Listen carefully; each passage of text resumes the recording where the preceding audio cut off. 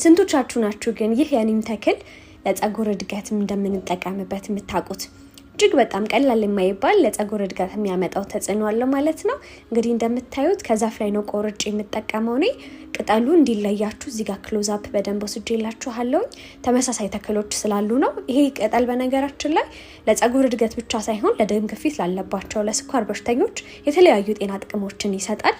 በዛው ልክ ግን ኦቨርዶዝም ስላለው ስትጠቀሙት ጀስት ሳይድ ኢፌክቱን በደንብ እየተመለከታችሁ ይሁን ማለት ነው። ሁለተኛው ግብአት ሮዝመሪ ነው።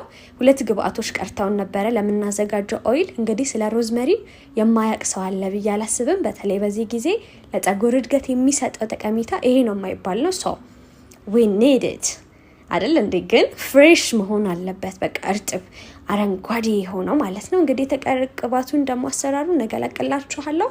ባይ